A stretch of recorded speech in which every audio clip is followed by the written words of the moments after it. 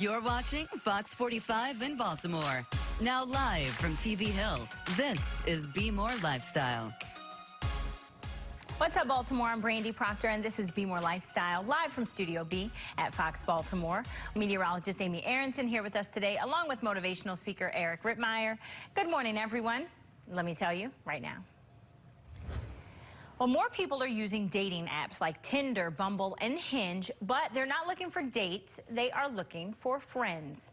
The Wall Street Journal reports that 35% of Gen Zers have used apps to find friends in just the last 12 months. Meanwhile, the Survey Center for American Life says 1 in 5 American men say they don't have a single close friend. So, well, that's sad. That's pretty sad to me. Eric, I'm going to start with you. Friendships are important, right? Can you believe friendships are critical? For friendships? Yeah, I don't know about this, Brandy. I have a difficult time thinking that people are going to go on dating apps to find friends. Like, that's the problem with our society, right? It's more about social media than social interaction. And I think it's going to be hard to go on these dating apps and find people who are truly looking for friends. I mean, come on. I've been on those dating apps before, right? I don't know how many people are on there looking for friends. So it's kind of hard for me to swallow. Yeah, I'm not sure what the issue is, but maybe Eric's right. More social interaction is needed and less time sitting on your phone. I don't know. Sure. So, I mean, one thing I will say about that, Brandy, and the older I've gotten now, I refer to this as having 4 quarters instead of 100 pennies. So it's quality over quantity. So I think that the older we get, as me personally, I'm looking for quality in my relationship. So to say I have a few close relationships is probably accurate. I could probably have more if I wanted to, but I'll stick with the quarters. We found love in a hopeless place. We found love in a hopeless place. But a major snafu is that the government does not recognize platonic love between two bros. But JT is... All right, well, speaking of friendships, social media pranksters bring their bromance to a Las Vegas City Council meeting. Chad and JT went on to say that platonic friendships deserve the benefits of any married couple. Now, I think that's completely on the other end of the spectrum of what we just talked about. I mean, they did it for social media, I get it, but I don't know about that one. I mean, hey, maybe you have a good friend you want to add to your health insurance or whatever, so I don't know. Eric, what do you think? Now, I know you said quality over quantity.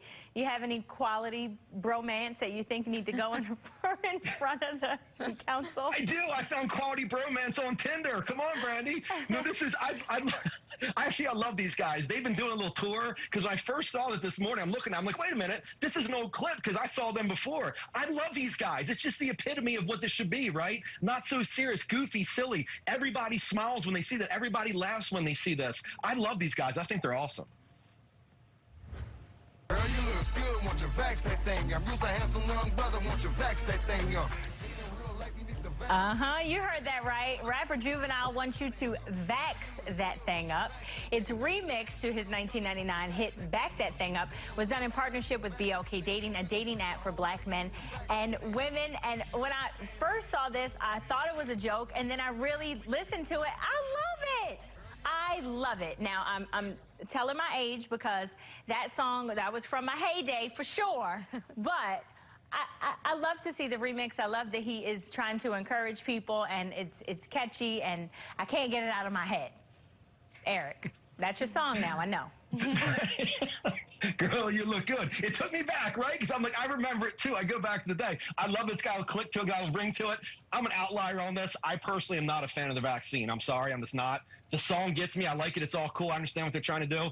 Not a fan of the vaccine. But it did get me moving around a little bit this morning, not going to lie to you. All right, well, maybe Juvenile will change your mind. Amy, I'll see what you think during the commercial break. Thanks, guys. All right, well, don't keep pushing those emotions down. Still ahead, why you may feel the need to suppress. This is Be More Lifestyle. Well, have you ever said, it's fine, but really, it's not? Now, we often feel the need to avoid expressing our feelings, which can cause other issues later on. Motivational speaker Eric Rittmeyer is back with us now. All right, now, I'm a Cancer. It's cancer season. We're famous for doing this. But why is it bad to actually avoid expressing those feelings? This is a major problem, Brandy. You know, they say it's an old saying, right? When I was a kid, my parents used to say, don't hold in your sneezes, your lungs will collapse.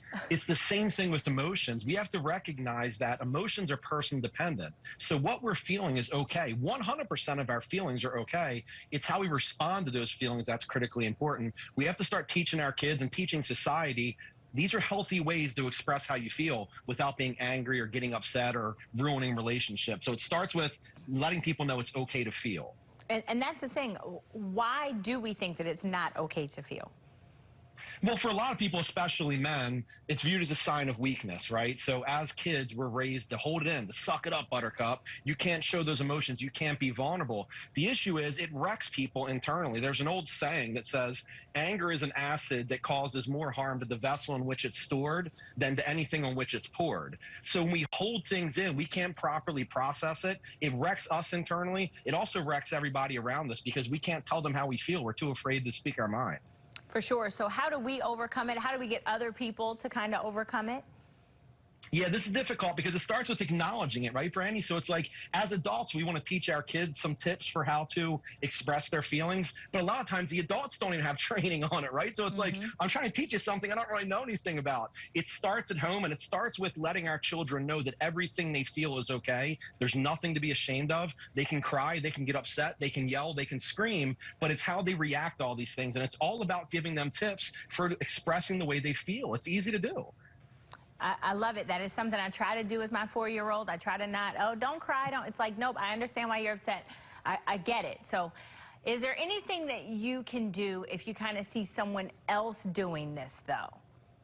Yeah, that's the million-dollar question, Brandy. Here's what this boils down to. We get into what I refer to as emotional tornadoes, and this is where we just become so overcome with emotion that we're incapable of thinking logically. So every interaction we have, we're going to leave that interaction normally in an emotional state of mind. So when we get emotional, we react, which means we automatically do things and say things we wouldn't normally do, as opposed to responding. When we respond, we process information logically and then formulate something that is kinder, is nicer, whatever. So when we see these other people that are having a difficult time, it's all about communication. It's all about listening, right? Listening to understand people, not trying to formulate a reply, but listening to actually understand. And it's reaching out to them and letting them know that we're an open ear. All right. Makes sense. Eric, thank you so much for joining us, and thank you for the great advice as always.